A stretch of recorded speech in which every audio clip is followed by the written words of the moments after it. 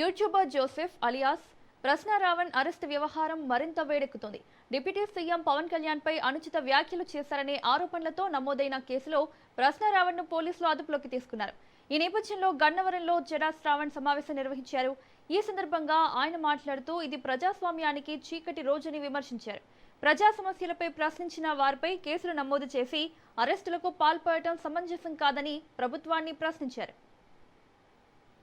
Cinema చూడకపోతే కూడా రేపు రాజద్రోహం కిందకి తీసుకొస్తారని నాకు తెలియదు. ప్రశ్నిస్తారని పార్టీ పెట్టిన పవన్ కళ్యాణ్ గారు, ప్రశ్నించటమే మా పార్టీ ఎజెండా అన్న పవన్ కళ్యాణ్ గారు ఈరోజు ప్రశ్నిస్తున్న వాళ్ళని దేశద్రోహులుగా, రాజద్రోహులుగా చిత్రీకరించి ఈరోజు అరెస్ట్ చేసి స్టేషన్ తిప్పి వందల వేల మంది కార్యకర్తలతోటి మీరు చేస్తున్నటువంటి అద్భుతమైనటువంటి ప్రజాస్వామ్య కూని 2029లో ఒక సినిమాగా తీయబోతాం.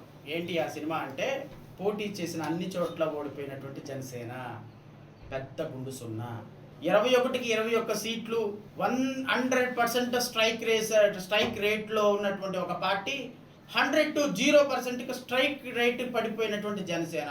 ఈ పదం రాకపోతే మీరు చూస్తూ ఉండండి. 100కి 100 స్ట్రైక్ రేట్ ఉన్న మీరు 0కి వస్తారు. ఎందుకు వస్తారో తెలిసిన, ఇది నేను శాపం పెట్టడం లేదండి. ప్రజల యొక్క ఓటు ఎంత విఘ్నతతో వాడతారంటే వాళ్ళు ఈరోజు న్యూట్రల్ పీపుల్, ఎంప్లాయీస్, రిటైర్డ్ అయిన ఎంప్లాయీస్, ఎలైట్ పీపుల్, ఇంట్లో సాధారణమైనటువంటి గృహిణులు ఉన్నారు చూసావా, మొక్కం మీద ఉమ్మూస్తున్నారు.